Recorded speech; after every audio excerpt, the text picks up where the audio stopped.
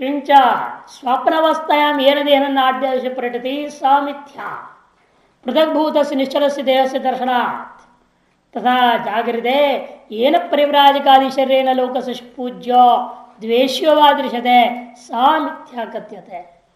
अगली कारिका के अवतरणिका में आंध्रकार कह रहे हैं स्वप्न अवस्था में जिस शरीर के द्वारा अपनी नाड़ियों में पर्यटन किया वह मिथ्या है। क्यों? वह स्वप्न में जो देख रहे थे वह शरीर घूमता फिरता था और जगने के बाद आपको पता चला कि जिस शरीर से मैं घूम रहा था उससे भिन्न दूसरा शरीर यहां सोया हुआ था।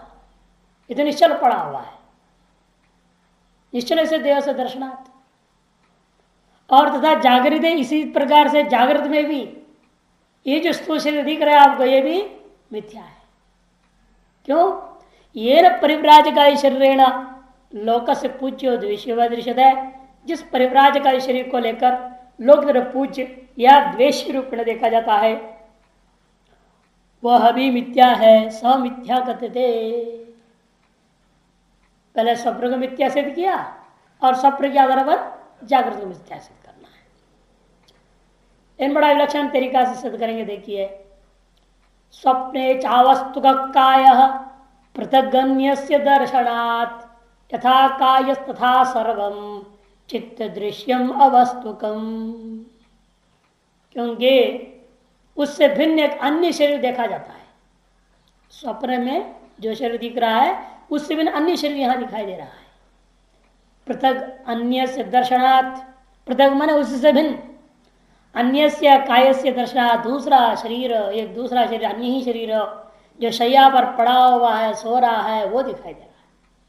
तो जिस प्रकार से स्वप्ने काया वस्तु का, इसलिए स्वप्न में जो शरीर देखा तो शरीर कैसा है? अवस्तुक है, मिथ्या है। ठीक यथा काया, वैसे ही जिस प्रकार से काय, स्वप्न का काय मिथ्या है, शरीर मिथ्या है, उधर स्वप्न के सकल अन्य पदार्थ भी मिथ्या है। क्यों? क्योंकि जैसे स्वप्नस्थ शरीर आपके चित्त का दृश्य है उसी प्रकार से स्वप्नस्थ अन्य पदार्थ भी आपके चित्त का दृश्य है। वही कानून यहां लग जाएगा। जागृत का शरीर भी क्या है? आपके चित्त का दृश्य है। यानी मेरा शरीर है, बोलते हैं ना, मेरा शरीर है, वो बीमार हो गया है, मोटा हो गया है, पतला हो गया है, ऐसा हो गया, वैसा हो गया। आपका अपना शरीर आपको दिखाई दे रहा है, अच्छा आपका दृश्य है। यह मन भी आपको दिखाई देता है, आज मेरा मन बहुत खराब हो गया, मूड ठीक नहीं, आज मन बहुत प्रसन्न है, आनंद में। जैसे आप अपने मन को देख रहे हैं और मन की प्रसन्नता दशाओं को समझ रहे हैं तो आपका दृश्य हुआ मन। तीसरा बुद्धि आज बड़ी चंचल है, कुछ भी नहीं समझ में आ रहा है, कुछ भी नहीं पकड़ में आ रहा है। तो कभी अपने बुद्धि को आप देख रहे हो, उसकी चंचलता को देख रहे हो, कहते बुद्धि तो आज बिल्कुल एकाग्र, बड़ा ध्यान करने बड़ा मन लग गया था, आज मन सहित बुद्धि सब जो है पूरा अंतर्मणि चतुष्टय प्रसन्न था, बढ़िया ध्यान हुआ। तो आप अपने अंतर्मणि चतुष्टय को देख रहे हैं, आपका चित्त का दृश्य है। चित्त का जो भी दृश्य होता है वो अवस्तु का मिथ्या है, कि स्व से भिन्न जो भी दृश्य है वो सब मिथ्या है। जो चित्त है, जो सब प्रकाश चैतन्य है, जो सबको प्रकाशन कर रहा है, वही सत्य है। इस चित्त का दृश्य होने के नाते जागृत का भी शरीर और तथा सर्वम चित्त दृश्यम अवश्य अवस्तु काम, वैसे जागृत अवस्था के सारे वस्तु चित्त का दृश्य होने के नाते क्या है? असत्य है, मिथ्या है। भाष्य स्वप्ने च अटन दृश्यता, स्वप्न में आप घूमते फिरते रह रहे हैं ऐसा आपको दिखाई दिया है। जो शरीर यह काय सो अवस्तु का, वो अवस्तु का मैंने असत्य मिथ्या है। ततो अन्य से स्वापदेश, और उससे अन्य जिस स्वापदेश का, जो स्वापदेश में स्थित जो था, स्वापदेश शरीर से पृथक, उससे भिन्न कायांतर से दर्शनार्थ, दूसरा एक शरीरांतर दिखाई दे रहा है जो यहां शैया पर सोया पड़ा है। स्वप्न में क्योंकि एक ही शरीर के अंदर एक दूसरा शरीर दिख रही ना, एक शरीर लेटा पड़ा है बिस्तर पे और उस शरीर के भीतर एक दूसरा शरीर दिख रहा है। जो लेटा हुआ शरीर वो स्थिर है और उसके अंदर जो दिखाई दे रहा है वो शरीर घूम रहा फिर रहा है। ये कैसे हो सकता है? निश्चित रूप में इसलिए या तो घूम रहा फिर रहा है जो वो सत्य है, लेटा पड़ा ये झूठा है, या तो लेटा हुआ सत्य है फिर घूमता फिरता जो वो झूठा है। आप ये कहेंगे लेटा हुआ सत्य है क्योंकि स्वप्न दृष्टा, क्योंकि हमेशा हम लोग जो कहते हैं जागृत को सत्य क्यों कहते हैं, किसके दृष्टिकोण से वास्तव में जागृत सत्य का विवेचन किया आपने? लोग अधिक तरह के बार बार वही दिख रहा है ना, रोज रोज वही दिख रहा है इसलिए सत्य है। इसलिए इतने मात्र से सत्य नहीं होता है। जब रोज रोज दिख रहा है, मरता हुआ भी दिख रहा है, नष्ट होता भी दिख रहा है, फिर भी सत्य क्यों मानते हैं? कारण दूसरा है। असली कारण यह बता रहे कि जो स्वप्न का दृष्टा है वही जागृत में है या नहीं, वही है ना। जो स्वप्न का दृष्टा वही जागृत का भी दृष्टा है। इसलिए स्वप्न का दृष्टा का दृष्टिकोण से कहा जाता है कि जागृत सत्य है। कि स्वप्न का दृष्टा क्या कर रहा है? रोज नया नया स्वप्न देख रहा है और जागृत में आते ही वो सब गायब हो जाता है। स्वप्न का दृष्टा ही ये निर्णय ले रहा है जागृत दृष्टा से अभेद होकर के कि स्वप्न मिथ्या है, जागृत जागृत दृष्टा स्वप्न में तो है नहीं, क्योंकि स्वप्न का दृष्टा जागृत में अभेद हो रहा है। यद्यपि जागृत दृष्टा ही स्वप्न का दृष्टा है, स्वप्न का दृष्टा ही जागृत दृष्टा है, लेकिन अधिकतर हम क्या अनुभव में आ रहा है, जागृत का जो दृष्टा है वह यादृश रूपेण यहां था, तादृश वहां नहीं रहता। किंतु क्या यहाँ के संस्कार वहां गए, वो संस्कारों को लेकर के स्वप्न के दृष्टा ने स्वप्न को देखा और जिसने स्वप्न का स्वप्न को देखकर वहां के डर के मारे जग गया या खुशी से जग गया, चाहे किसी भी कारण से जग गया, वहां से बाहर आया, तो वो क्या समझ रहा है, मैं ही स्वप्न देख रहा था, बोलता है ना। लेकिन स्वप्न में कभी ऐसा हुआ आज तक कि जो मैं जागृत में था वही मैं अब स्वप्न देख रहा हूं? कभी हुआ? किसी को भी नहीं हुआ आज तक। यदि ये हो जाए फिर तो मोक्ष हो जाएगा तुरंत।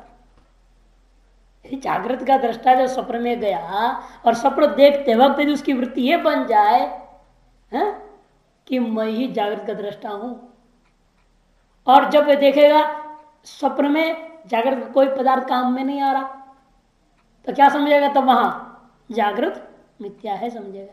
जब स्वप्न से जागृत में आया तो स्वप्न मिथ्या हो जाता है, उसको वैसे ही हो ही रहा है, सबको हो रहा है। इसलिए जागृत और स्वप्न दोनों जब मिथ्या हो गए तो मुक्त हो गया। होता है एक तरफा गाड़ी है, यद्यपि अभिन्न है, लेकिन जब जागृत से स्वप्न में गए तो वहां मैं जागृत वाला हूं ये भूल जाते। स्वप्न से जागृत में आते हैं तो आपको याद रहता है मैंने स्वप्न देखा था, वही मैं अब जागृत में हूं, ये स्मृति बनी हुई है। लेकिन जागृत जब स्वप्न में चला गया वहां स्मृति बनी हुई नहीं रहती, मैं वह हूं जो जागृत में अनुभव कर रहा था। ऐसा ही स्मृति हो जाए फिर तो कल्याण ही हो जाता है।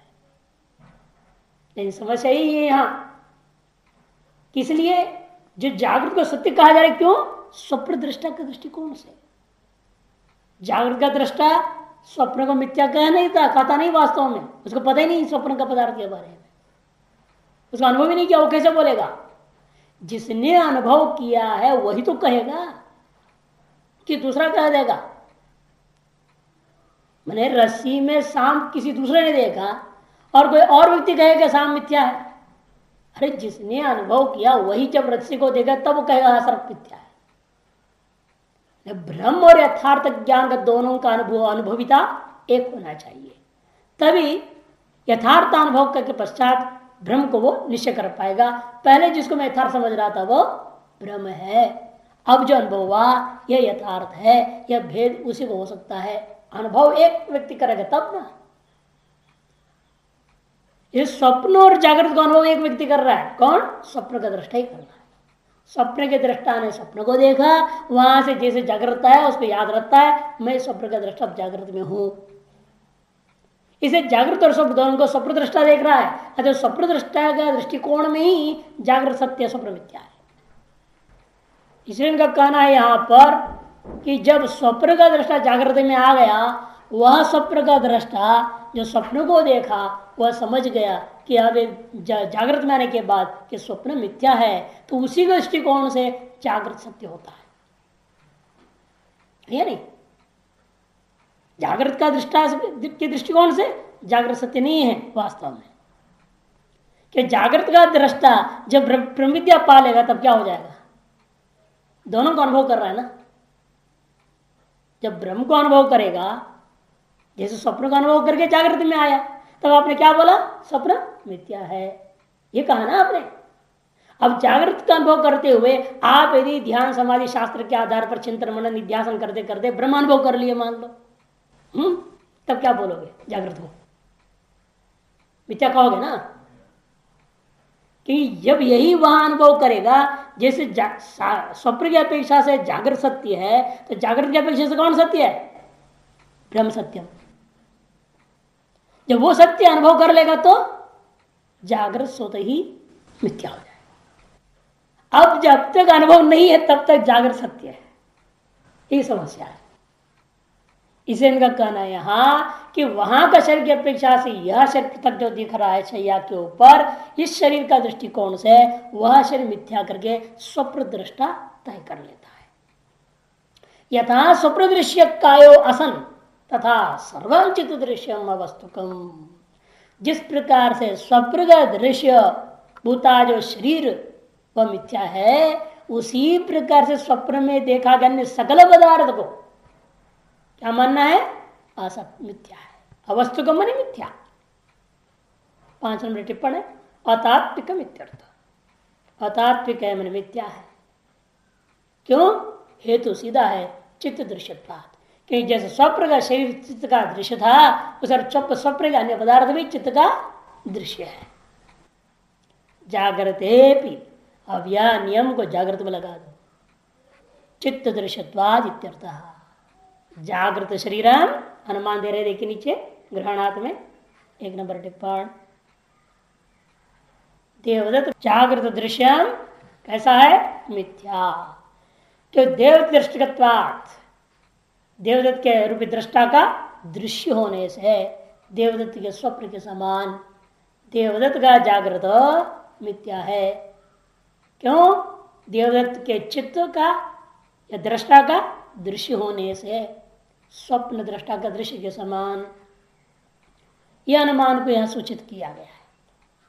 स्वप्न समत्वात् असत जागृत प्रकरणार्थ, इसलिए संपूर्ण प्रकरण का तात्पर्यार्थ यह है कि स्वप्न के समान होने के नाते यह जागृत भी असत है, इति प्रकरणार्थ। तब पूर्व पक्षी यथा जागृतम तथा स्वप्न गृह्यते तथा स्वप्न से जागृत कार्यत्वाद यह स्वप्न दृष्टा सेव जागृतम सरिति स्वप्रवर्तन मिथ्यात्व मिति। तब कोई शंका कर सकता है, ठीक है, स्वप्न का पदार्थ के आधार पर जागृत को आपने मिथ्या कर दिया, वहां का शरीर वहां का दृश्य सब मिथ्या है, तो वैसे ये भी मिथ्या है। उसका पीछे हेतु क्या है कि स्वप्न का पदार्थ कहां से पैदा हुए, जागृत के संस्कार से। इसलिए जागृत स्वप्न के प्रति कारण है। कार्य के आधार पर कारण का अनुमान कर लिया आपने, कार्य को मिथ्या अनुभव कर लिया आपने, निश्चय कर लिया, अतएव जिसलिए स्वप्न रूपा कार्य मिथ्या है, अतः उसका कारणभूत जागृत भी मिथ्या है या नहीं। अब यही नियम लगता है कार्य कारण भाव दृष्टा में भी लगाना चाहते पूर्व पक्ष। स्वप्न का दृष्टा भी मिथ्या है, यथा स्वप्न का शरीर मिथ्या, स्वप्न का जो है पदार्थ मिथ्या है, वस्तु मिथ्या है, उस और स्वप्न का दृष्टा भी मिथ्या है, ये पूर्व पक्ष कहना चाहता है। और जिसमें यदि स्वप्न का दृष्टा सत्य होता, वहां का सब अनुभव आपको याद होना चाहिए पूरा, क्यों स्मृति में नहीं रहती है, स्मृति में रहती है कुछ नहीं। इस वह दृष्टा जरूर मिथ्या है, वह दृष्टा जो मिथ्या है उसे कारणीभूत जागृत दृष्टा भी मिथ्या है, पूर्व पक्ष बोलना चाहता है। लेकिन हमें दृष्टा को मिथ्या साबित नहीं करना है, और हो भी नहीं सकता है मिथ्या। यदि दृष्टा मिथ्या हो जाए, उस दृष्टा को मिथ्या कहने वाला कौन है दूसरा, उसकी यदि कोई भी चीज को आप मिथ्या कहना चाहते हैं उसमें हेतु क्या है? दृश्यत्वात्। यदि स्वप्न दृष्टा भी मिथ्या है तो बताओ फिर वह स्वप्न दृष्टा किसका दृश्य है? किसका दृश्य है? यदि वह किसी अन्य का दृश्य होता तब स्वप्न दृष्टा भी मिथ्या बन जाता, लेकिन वह दृष्टा किसी का दृश्य न होने से वो मिथ्या नहीं है। अतः इस कारण जागृत दृष्टा अभिन्न होने के नाते वह भी मिथ्या नहीं है। कोई करे ग्रहणा जागृतवत् तद हेतु स्वप्न इष्यते तद हेतु तस्यैव सज्जागृतम् इष्यते। जागृतवत् ग्रहणात्, जागृत के सदृश ग्राह्य ग्राहक रूपी द्वैत को लेकर के ही स्वप्न का आप ग्रहण करते हैं। जागृतवत् ग्रहणात्, कि स्वप्न में भी ग्राह्य ग्राहक भाव रूपा भेद है ना, आप ग्राहक हैं और बाह्य बाह्य वस्तु सब ग्राह्य है। यथा जागृत में ग्राह्य ग्राहक भाव है उसी प्रकार से स्वप्न में भी ग्राह्य ग्राहक भाव है। इसलिए मालूम होता है स्वप्न जागृत का कार्य है। तद्धेतु हो, तद्धेतु मने वह जागृत कारण है जिसका ऐसा यह स्वप्न है। तत् मने जागृतम, हेतु मने कारणम, यस्य बहुरी समास है तद्धेतु में, कस्य स्वप्न प्रथमा, तद्धेतु स्वप्न ने जागृत है कारण जिसका, ऐसा कौन है? स्वप्न। जिसलिए स्वप्न और जागृत में ग्राह्य ग्राहक रूपा सदृशता सामान्यता होने के कारण से ज्ञापन होता है कि जागृत स्वप्न का कारण है। क्योंकि यही नियम होता है कि कार्य कारण भाव में हमेशा कोई भी, चाहे घट और मिट्टी के बीच कार्य कारण भाव मानते हैं। क्या सामान्यता है दोनों के बीच में? हमेशा कारण में विद्यमान सामान्य धर्म कार्य में जरूर आता है और कार्य का अपने विशेष धर्म होता है, लक्षणता। नहीं तो फिर कार्य और कारण में लक्षणता ही नहीं रह गया, नाम मात्र भेद हो जाता है। जैसे मिट्टी और घड़े में क्या है? गंध रूपी सामान्य धर्म आ गया है ना। एक विलक्षणता क्या है? जो मिट्टी से क्रिया अर्थ क्रिया कार्य नहीं संभव है वह घट से अर्थ क्रिया कार्य संभव है ना। आप मिट्टी को लाना चाहे तो क्या करना पड़ेगा? एक थैली चाहिए, बैग चाहिए ना, झोला वोला में रख लाओगे। और घड़ा लाने के लिए हाथ से पकड़ के उठा के लाओ, उसमें कोई झोले की जरूरत नहीं है नहीं। हाँ, आजकल थोड़ा इज्जतदार आदमी सोचेगा, थोड़ा फैशन वाला हो गया, लोग क्या सोचेंगे, सिर्फ बैग में बंद करके लाए, बात अलग चीज, लेकिन जरूरत नहीं है, हाथ से पकड़ के भी ला सकते हैं। और मिट्टी से आप पानी ढो नहीं सकते, घड़े से पानी ढो के ला सकते। प्रयोजन और क्रियान्वय दोनों में कितना अंतर है? इसे अर्थ क्रिया का अर्थ में अंतर आता है, यही विशेषता है कारण और कार्य भाव में। जो कारण से नहीं हो सकता वो कार्य से कर सकते हैं, जो कार्य से नहीं हो सकता वो कारण से कर सकते हैं। घड़े से घड़े को नहीं बना सकते, मिट्टी से घड़े को बना सकते हैं। ये विलक्षणता अपना कारण का है। इसलिए कह रहे यहां सामान्यता को देखते हुए ज्ञापन होता है स्वप्न का कारण जागृत है। तद हेतुत्वात् तस्यैव सज्जागृतम् इष्यते। परंतु जागृत का कार्य होने से स्वप्न दृष्टा के लिए ही जागृत सत्य मानी गई है। तद हेतुत्वात्, तद हेतुत्व ने जागृत कारण जिसका स्वप्न का, इसलिए ही इसी वजह से ही तस्यैव मैंने उस स्वप्न दृष्टा का दृष्टि से कहा जाता है केवल क्या यह जागृत सत्य है, इन वास्तव में जागृत सत्य नहीं। तस्यैव टिप्पण 3, इसलिए तस्यैव का मतलब स्वप्न दृश्यैव, स्वप्न दृष्टा का दृष्टिकोण से कहा गया कि यह जागृत सत्य है। भाष्य इतश्च असत्वम जागृत वस्तु, इसलिए भी जागृत के वस्तुओं को असत मन मिथ्या माननी चाहिए। क्यों? जागृतवत माने जागृत से इव, जागृत के समान, ग्रहणाद माने ग्राह्य ग्राहक रूपेण स्वप्न से, क्योंकि आपने जागृत के समान ग्राह्य ग्राहक भाव रूपेण द्वैत भाव से, भेद दृष्टि से स्वप्न में अनुभव किया है। अनुभूयमानत्वात्, तद जागृतम हेतु अस्य स्वप्न वह जागृत ही है, इसलिए कारण जिसका किसका इस स्वप्न का सस्वप्न उस स्वप्न के एक नाम है तद हेतु जागृत कार्य इष्यते अर्थात जागृत का कार्य ऐसे ही सभी के दृष्टिकोण से इष्ट है। सर्वसामान्य मत बता दिया है ना, नहीं है वैसे सब यही मानते हैं। इसलिए अधिकतर लोगों का कहना है जो जागृत में कभी अनुभव नहीं हुआ हो ऐसा कभी स्वप्न ही नहीं होता। इस जन्म में ना देखा हुआ ऐसा कोई चीज आपको स्वप्न में दिखाई देता है तो नहीं है, कभी लोग क्या कहते हैं जन्मांतर में अनुभूत है, तभी आपने जन्म में अभी देखा। और ये जन्मांतर में को मानते ही नहीं है चार्वाक आदि, वो क्या कहते हैं ऐसे स्वप्न के बारे में, वो कहते तुम्हारी कपोल कल्पना थी। जो जागृत के संस्कार से जन्य नहीं है वह केवल आपके अपना कल्पना करते। जैसे कवि की कल्पनाओं को सुना हुआ है ना, भूत प्रेत आदि की कल्पनाओं को बचपन से सुन लिए हैं तो उसकी आप मन में कल्पना कर ली है, लेकिन वास्तव होते नहीं, अनुभव भी नहीं है, ऐसे मानते हैं चार्वाक। इन कोई ना कोई व्यवस्था तो देते ही हैं इन चीजों के प्रति भी।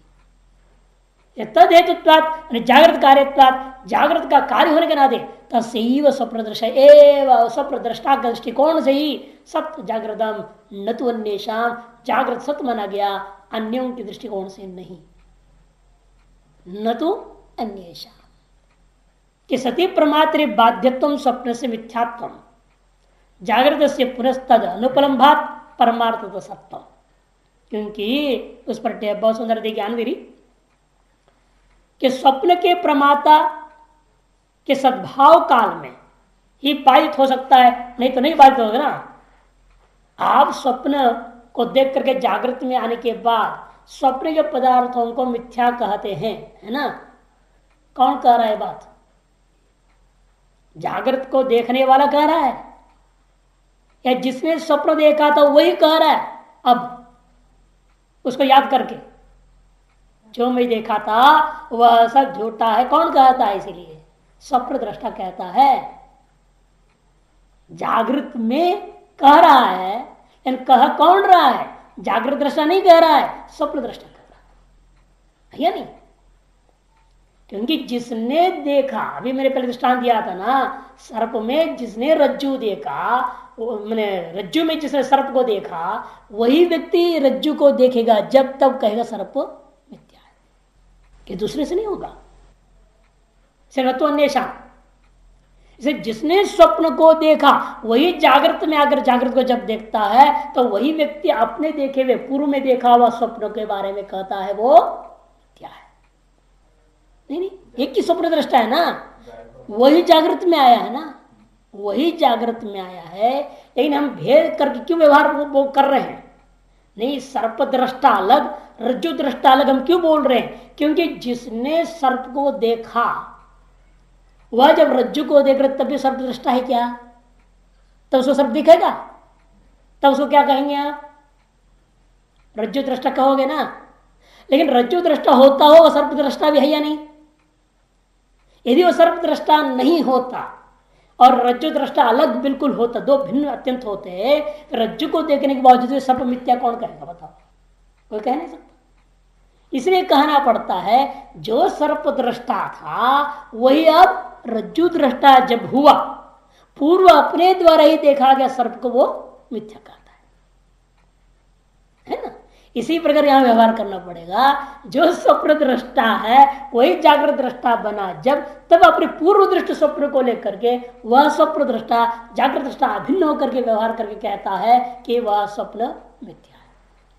ये जान के हम क्यों कह रहे हैं, ये सब भूमिका जो बांध रहे हैं, इसलिए कि फिर अब आपको जैसे स्वप्न अवस्था और जागृत अवस्था दो अवस्था मिलेगी ना, इसको लोग कर व्यवहार बता रहे हैं आपको। अब इसे जागृत और ब्राह्मी अवस्था में ले जाना है, तभी जागृत मिथ्या होगा। इस दृष्टांत में अच्छे से समझ लेंगे तो उसमें दृष्टांत में समझ में आ जाए। ये सब क्या दृष्टांत की व्याख्या हो रही है। स्वप्न और जागृत के बीच में जो व्यवहार हो रहा है, जागृत सत्य स्वप्न मिथ्या, ये जो समझा रहे हैं यह केवल एक दृष्टांत है। इसलिए ये मत समझना कि जागृत सत्य को सिद्ध कर दिया, नहीं, जागृत सत्य नहीं हो सकता कभी भी। इसे कहते हैं उसी स्वप्न दृष्टा के तस्य एव स्वप्न दृष्टा एव सत्याग्रतम न तो अन्येषाम यथा स्वप्ने इति विप्राय। जैसे स्वप्न में वह स्वप्न दृष्टा को वह पदार्थ सत्य महसूस हो रहा था, किसकी अपेक्षा से? स्वप्न के पदार्थ स्वप्न काल में सत्य थे ना। स्वप्न के पदार्थ स्वप्न काल में स्वप्न दृष्टा को सत्य था कि नहीं था? यथा सर्पदृष्टा को सर्प दर्शन काल में सर्प सत्य है, इसलिए उसका भय होता है, भागता है, चिल्लाता है, सब करता है ना। इसी प्रकार स्वप्न काल में स्वप्न दृष्टा को स्वप्न के पदार्थ सत्य है या नहीं?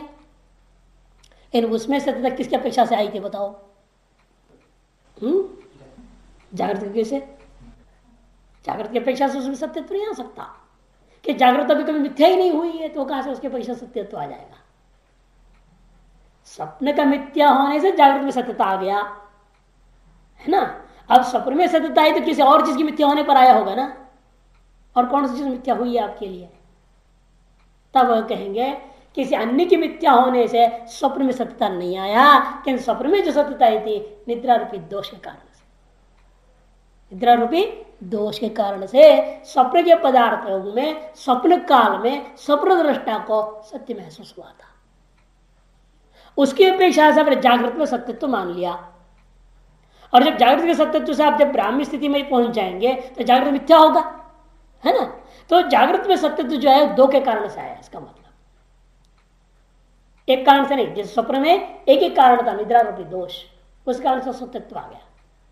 लेकिन जागृत में जो सत्यत्व आ रहा है दो से, एक तो स्वप्न की अपेक्षा से, दूसरा अविद्या के कारण से। जब अविद्या नष्ट हो जाती है तो ब्राह्मी स्थिति में पहुंचने पर यह जागृत भी मिथ्या हो जाता है। यह अवस्था तीन को लेकर के बोल रहे हैं। यथा स्वप्न स्वप्न दृश्य एव सन साधारण विद्यमान वस्तुवद अवभासते तथा तत्कारणत्वात् साधारण विद्यमान वस्तुवद अवभासमानम न तो साधारण विद्यमान वस्तु स्वप्नवदेव इति अभिप्राय। जैसे स्वप्न केवल स्वप्न दृष्टा को ही स्वप्न काल में सत्य है, अन्यों को कहा गया। आपका स्वप्न आपके लिए सत्य है, दूसरा बगल में सोया हुआ है, उसको आपके स्वप्न के कोई पदार्थ से किसी कोई मतलब नहीं। उसकी अपना स्वप्न दूसरी होगी या नहीं भी होगी वो अलग बात है। उसका अपना अलग स्वप्न हो सकता है, नहीं भी हो सकता, खराटे मर हो सकता है, गाढ़ निद्रा में हो, स्वप्न देख ही नहीं रहा। इसलिए कहते हैं उस स्वप्न दृश्य एवकार बार बार भाष्कर चला रहे हैं, उसी स्वप्न दृष्टा के प्रति उसका अपना खुद का स्वप्न सत्य होता है। क्यों? कारण क्या है? क्योंकि उस काल में सर्वसाधारण विद्यमान वस्तु के समान प्रतीत होता है, साधारण विद्यमान वस्तुवत अवभासते। उस समय जैसा जागृत में सामान्य रूप में पूर्व में अनुभव किया है सर्वसाधारण विद्यमान वस्तु, उसी प्रकार सर्वसाधारण विद्यमान वस्तु को यहां भी वो अनुभव करता है स्वप्न में। तथा तत्कारण, ठीक उसी प्रकार से, उसी का कारण होने के कारण से, कौन सा? जागृत में भी साधारण विद्यमान वस्तु अवभासमानम, साधारण विद्यमान वस्तु के समान अवभाषित हुआ करता है। क्योंकि प्रमाता के होने पर ही बाध्यत्व और अबाध्यत्व स्वप्न में भी भान हो सकता है, नहीं तो नहीं हो सकता ना। भिन्न प्रमाता होने पर नहीं होगा। कि कारण कार्य दोनों का मिथ्यात्व के प्रति क्या हेतु है वह समझना है। सर्वत्र ऐसा नहीं होता है कार्य मिथ्या होने से कारण मिथ्या हो जाए, यह संभव नहीं है। ये पूर्व पक्ष चाह रहा है कार्य मिथ्या होने से कारण मिथ्या पूर्ण रूप में सिद्ध करना चाहता है, लेकिन हम दृश्य हेतु कल्पितांश मात्र में सिद्ध करना चाहते हैं। जागृतम मिथ्या का तात्पर्य जागृत दृश्यम, न तो जागृत दृष्टा। ये जागृत अंतर क्या है? दृष्टा, दृश्य, दर्शक, तीनों है ना। इसे अब अनुमान अधिकतर क्या बोलते हैं हम लोग? जागृत मिथ्या दृश्यत्वात् स्वप्नवत कह देते हैं। तो यही पूर्व पक्षी पकड़ लेता है। इसे जागृत का मतलब क्या? तीनों, उन्हें दृश्य भी मिथ्या, दर्शन भी मिथ्या, दृष्टा भी मिथ्या कह देता है। इसे तो स्पष्ट करना पड़ेगा। कार्य कारण भाव मिथ्या जब भी निश्चय होता है, सामान्य धर्म को लेकर के ही होता है, विशेष धर्म को लेकर नहीं होता। इसी बात समझाने के सर्वसाधारण विद्यमान वस्तुवद अवभासयता तथा कारणत्वात् साधारण विद्यमान वस्तु अवभासमानम न तो साधारण विद्यमान वस्तु स्वप्रवदेव, किंतु स्वप्न में ही स्वप्नो ही प्रमातो सद्भाव काल एवं बाध्यते इति स्वस्तु मिथ्या जागृत प्रमात्र विद्यमाने बाद अनुपलम बात न मिथ्यात्व युक्त वित्यर्थः। यह जागृत में जो प्रमात्र विद्यमान काल में बाद का उपलब्धि नहीं होती, ये अंतर। यहां साधारण विद्यमान वस्तु स्वप्न के समान बाधित नहीं होता, यावत ब्रह्म ज्ञान नहीं होता।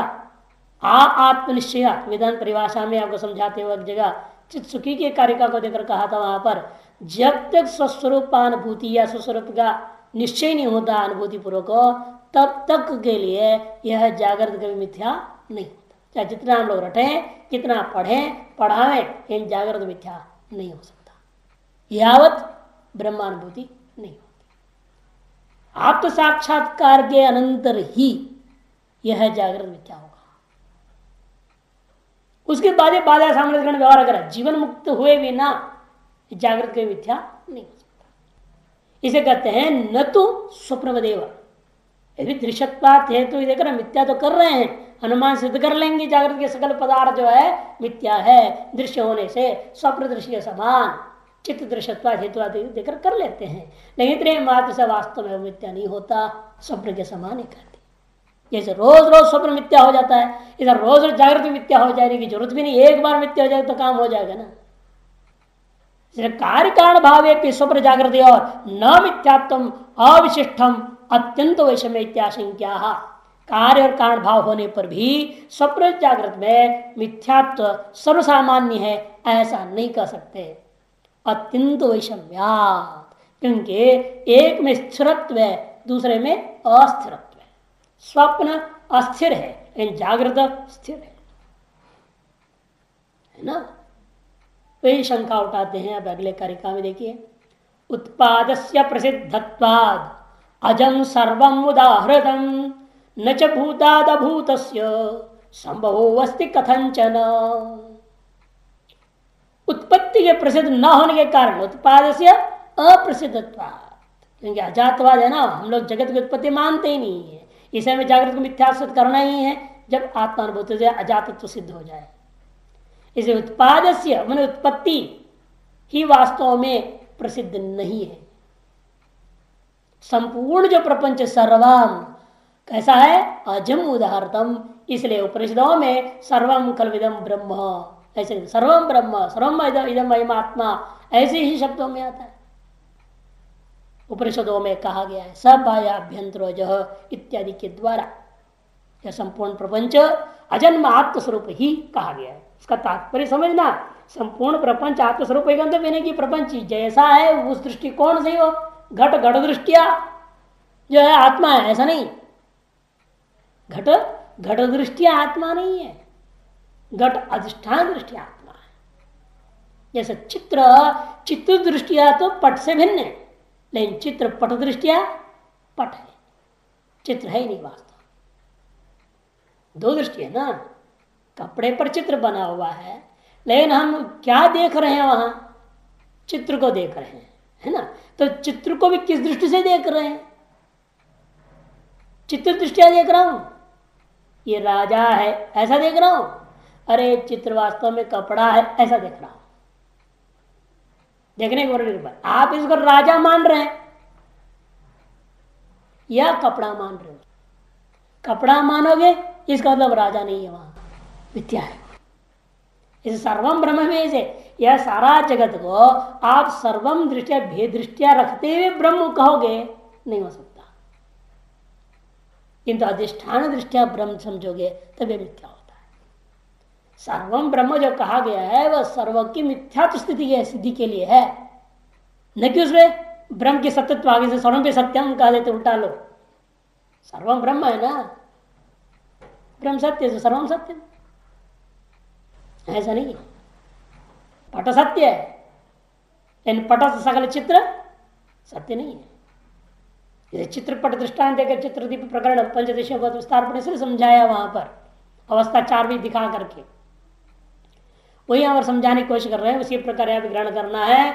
अजम सर्वमिति उदाहरणतम ने कहा वेदांतेश प्रोक्ता, उपनिषदों में कहा गया न च भूताद भूत सबस्ति कथंचन, क्योंकि जो भूत है जो सत्य है उससे कभी असत्य की उत्पत्ति हो नहीं सकती। न विदिते भावो असतः न अभाव विदिते सतः, कभी सत्य रूपी ब्रह्म से किसी असत्य रूपी जगत की उत्पत्ति हो नहीं सकती। जैसे सत्य रूपी रज्जु में असत सर्प तीनों ही काल में उत्पन्न नहीं हुआ है, केवल ब्रह्मवशात दिखाई देता है लेकिन वास्तव में उत्पन्न नहीं है। इसी पर सारा जगत उत्पन्न ही नहीं हुआ है, केवल प्रातीतिक है, प्रतीति मात्र हो रही है, और वह प्रतीति भ्रांति होने के नाते उसका विषय सब कुछ मिथ्या है।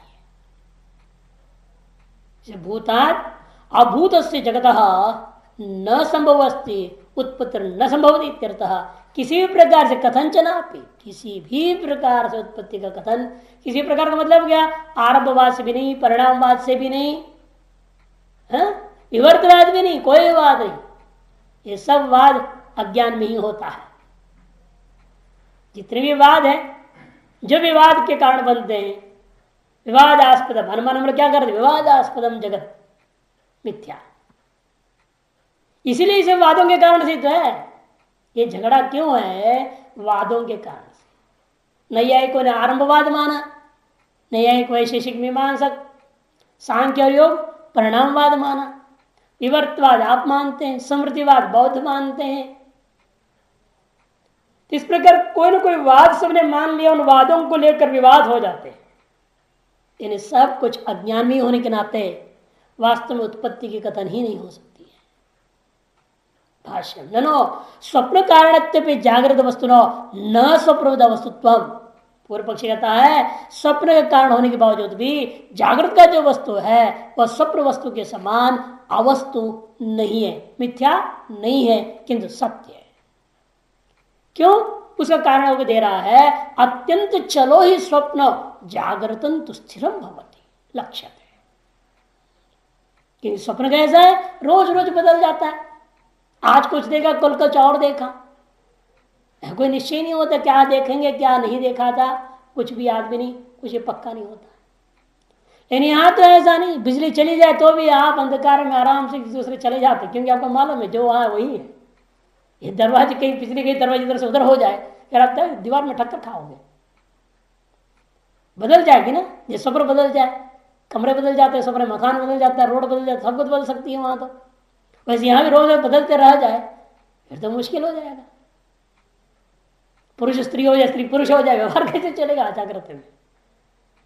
कहते यहाँ तो अचलम स्थिरम लक्ष्य थे, जागृत में जो हम अनुभव कर रहे हैं हर वस्तु जो जहां जैसा वैसा सदैव सद सदैव ऐसा ही अनुभव में आता है।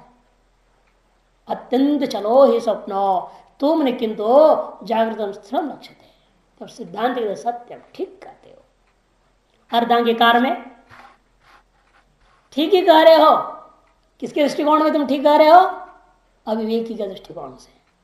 अब गलत किसके दृष्टिकोण से है, वेदांति के दृष्टिकोण से। इसलिए सत्यम अर्धांगीकार में यावत उत्तरम दास्य में तावत तव कथनम सत्यम, जब तक मेरा जवाब नहीं सुनोगे तब तक तुम्हारा जो कथन है वह सही लगता है। ऐसे जगह में सत्यम प्रयोग होता है। एवं अविवेकी नाम स्यात्, भाषाकार साफ कहते हैं आपने जो कहा वैसा अविवेकियों के दृष्टिकोण से।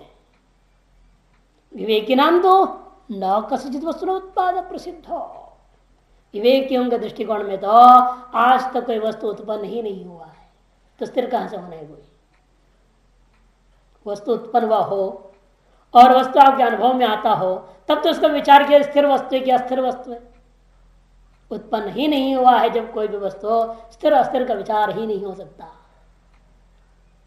अतो अप्रसिद्धत्वात् उत्पाद से आत्मैव सर्वमिति, क्यों, जिसलिए उत्पत्ति का अप्रसिद्धि होने से आत्मैव सर्वमिति, इसे श्रुतियों ने क्या कहा, आत्मा ही सब कुछ है, अजम सर्वम उदाहृतम, यह अज जो आत्मा है ब्रह्म है यही सब कुछ है। इसे उपनिषद उदाहृतम कुत्र वेदांतेषु, वेदांत में कहा गया। इसे दृष्टांत मुंडक उपनिषद दे रहे हैं 2:1-2 सब बाह्याभ्यंतरो ह्यजयति।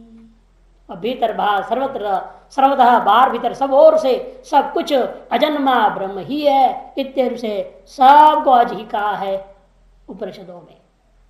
और आप जो कह रहे हैं यदि भी मन्य से जागृता सतो असत स्वप्न जायते थी, और आप क्या कर रहे हो, जागृत कारण है उसे स्वप्न कार्य पैदा हो गया है ना।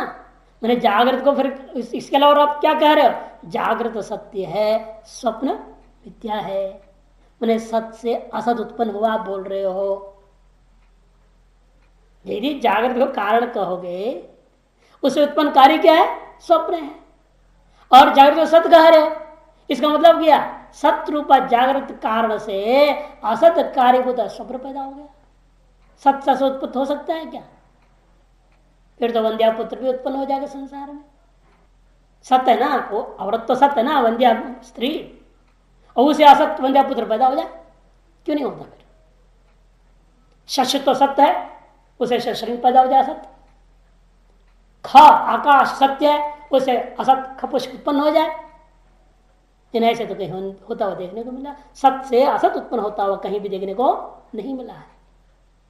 इसलिए यदि जागृत को आप सत्य कहते हो, फिर सत्य जागृत से असत स्वप्न पैदा नहीं हो सकता। और जिसने स्वप्न असत्य सर्वानुमत है, सर्व स्वीकृत है, अति उसका कारण तो जागृत भी असत्य ही होना चाहिए, सत्य नहीं हो सकता। युक्ति से मार दिया ना।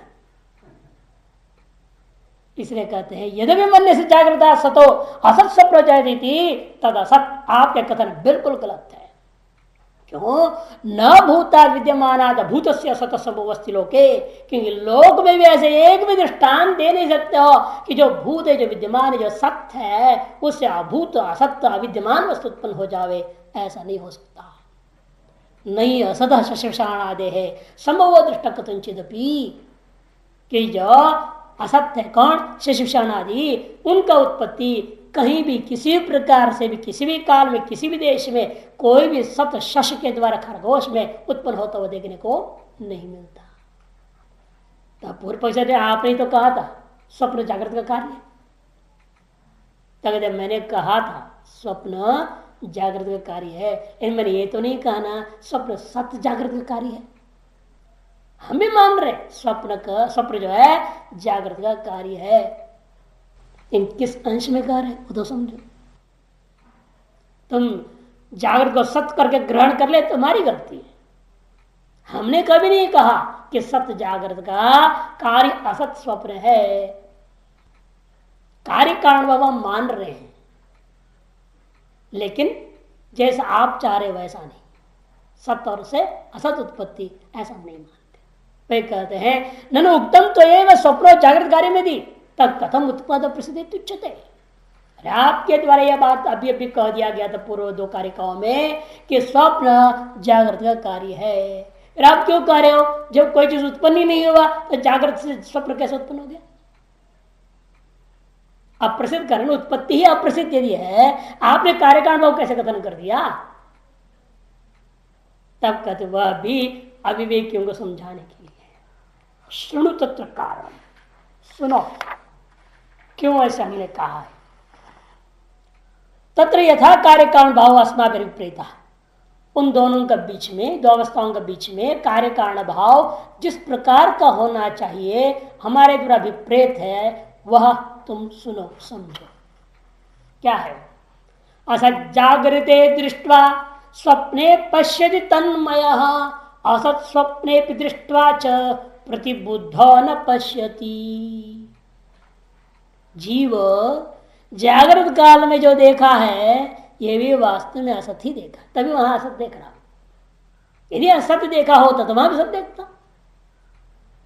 इसमें वहां असत देख रहा है, कार्य असत्य, इस कार्य पर हमें कहना पड़ेगा कारण पता। जागृत में जिस चित्र पर जो अनुभव कर रहा हूं यह असत्य ही अनुभव कर रहा हूं।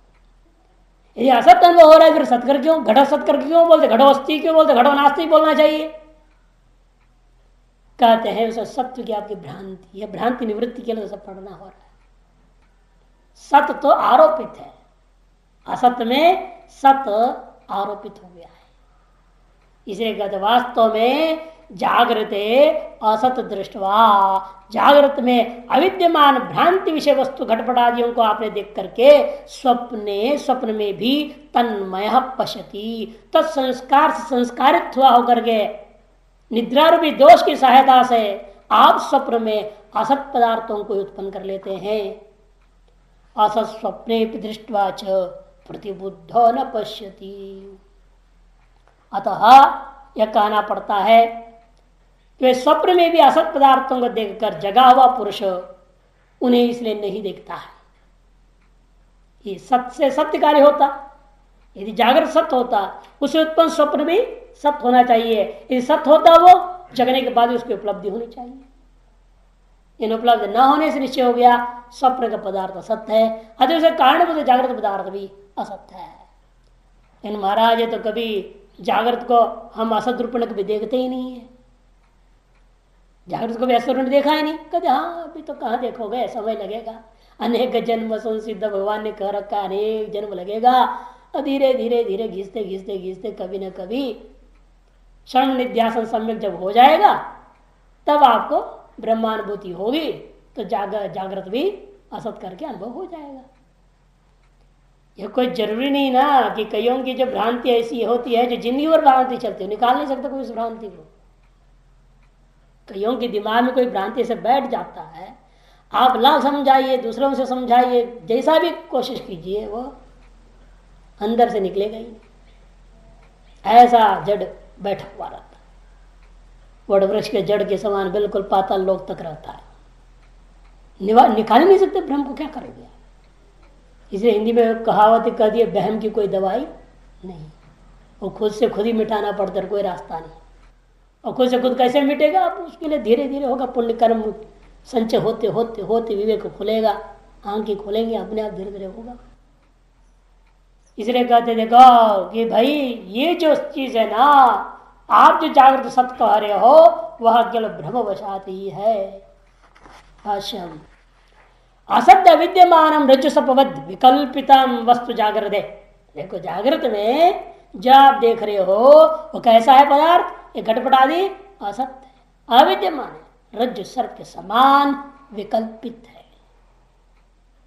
उसे देख करके दृष्टवा तद भाव भावित सन, उसी भाव से भावित, उसके संस्कार से संस्कारित होकर के आप स्वप्न दृष्टा क्या कर दो, तन्मय स्वप्ने अपि जागृतवद ग्राह्य ग्राहक रूपेण विकल्पयन पश्यति।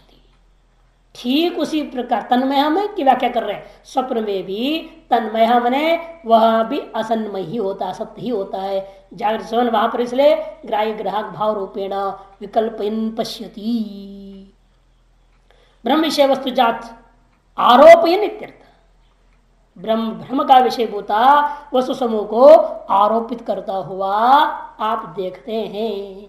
पश्यति इव जोड़ लेना पड़ेगा यहाँ पर, टिप्पण करके पश्यति इव पश्यति, वास्तव में क्या देख रहा होता है वहां पर, अपने से बिन कुछ है ही नहीं तो देखेगा क्या वहां, इसलिए देखने के समान देख रहा है।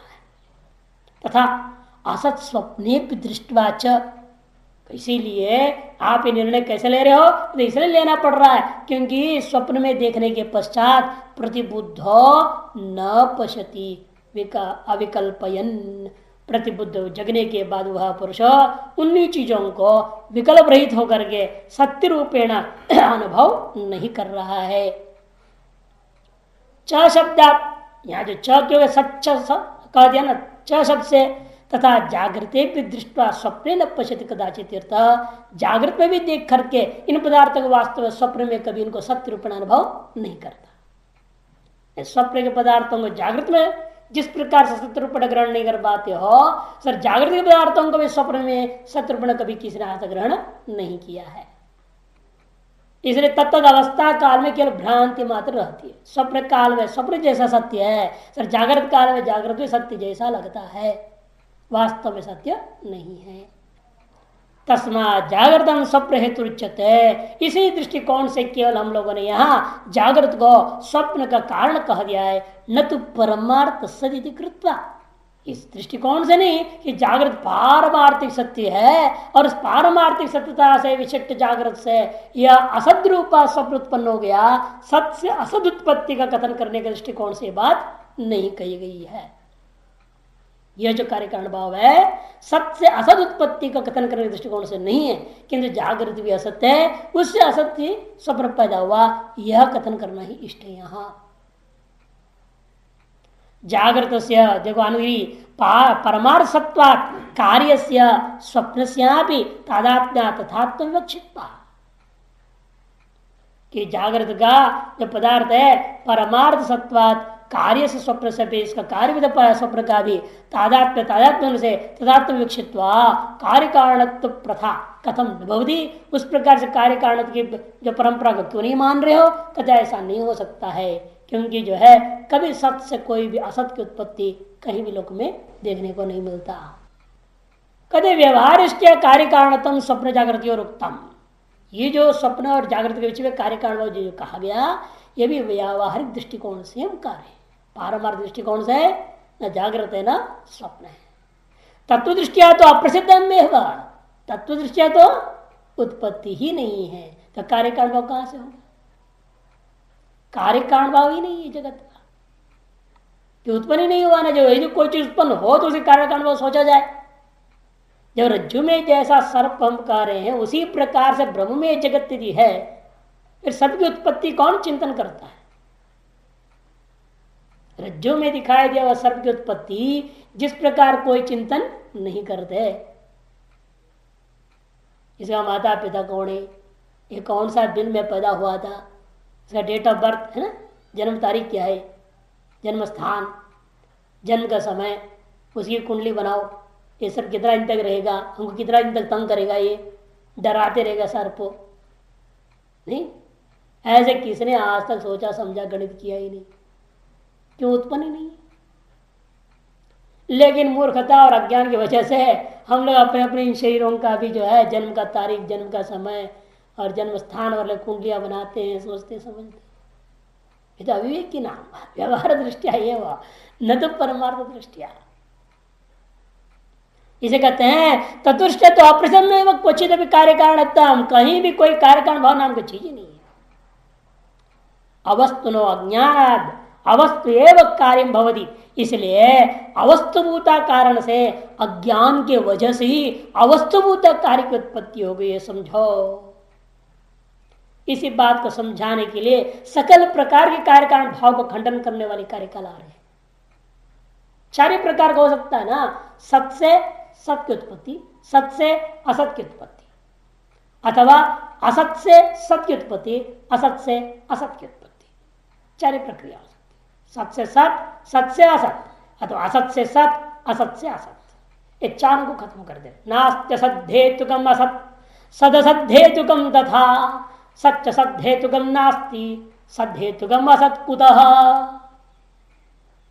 नास्त्य असत हेतुकम असत, असत हेतु से कोई असत की उत्पत्ति कभी नहीं हो सकता। एक असत हेतु है वंद्या पुत्र, उससे दूसरा वंद्या पुत्र पैदा हो जाए। जिसे पुरंजनोपाख्यान भागवत में आता है ना, कल्पित कथा, वैसे एक वंद्या पुत्र था, अब उसने किसी दूसरे से शादी किया, वो स्त्री भी वंध्या ही थी, अब उससे उसने पैदा किया पुत्र को, वंध्या पुत्र का पुत्र वंध्या पुत्र है ना वो भी। वैसे असत से असत उत्पत्ति, अथवा असत से सत की भी उत्पत्ति नहीं हो सकती। सद असत हेतुकम तथा नास्ति, असत रूपी कारण से कोई सत की उत्पत्ति भी नहीं हो सकती। चलो आप कहेंगे खपुष्प भले ही दूसरा खपुष्प को पैदा नहीं करेगा, लेकिन खपुष्प से कोई बीज बन जाए, उस बीज से कोई खपुष्प हो, ऐसा भले ही नहीं होता हो, लेकिन खपुष्प से आप रस तो निकाल सकते हैं। मधुमक्खी जाए और खपुष्प से शहद निकाले और शहद तो खा सकते ना, सत्य है ना शहद, ये भी नहीं हो सकता। जब खपुष्प खुद असत्य है, उसमें शहद कहाँ से होगा, मधुमक्खी सर बैठेगा कहाँ से, उसका स्वरूप ही नहीं है, उससे निकाल कर शहद बनाएगा, वो हम खाएंगे, ये तो कभी स्वप्न में भी संभव नहीं है। इसे असत से सदुत्पत्ति भी नहीं हो सकता। कई बार सत से सदुत्पत्ति का इसका खंडन पहले कर चुके हैं। यदि पहले से ही है उसको उत्पन्न क्या करेंगे आप? ये सत से सत्पत्ति भी नहीं हो सकता। फिर सत से असत यह भी अभी खंडन कर चुके हैं पूर्व श्लोक में ही, इसलिए ये भी संभव नहीं है। इसे सद हेतु का असत कुतः, सद हेतु से असत उत्पत्ति कैसे हो सकती है? कदम असत सत जाए तो छांदोग्य परिषद में है ना, श्वेत केतु को समझाते हो तो कहा अरे असत से सत कैसे उत्पन्न हो सकता है? ये कहते असदेव मकर आसित क्या हूं, एक क्या पहले कहते सदैवदम अग्रे आसित कह दिया, और उसके बाद असदैव अग्रे क्या हूं कह दिया। कहा कर कहते कथम असत सत जाए तो, ऐसे जो कह रहे पता नहीं कैसे आधार पर कर रहे हो, असत से कभी कोई सत कैसे उत्पन्न हो सकता है? नहीं हो सकता।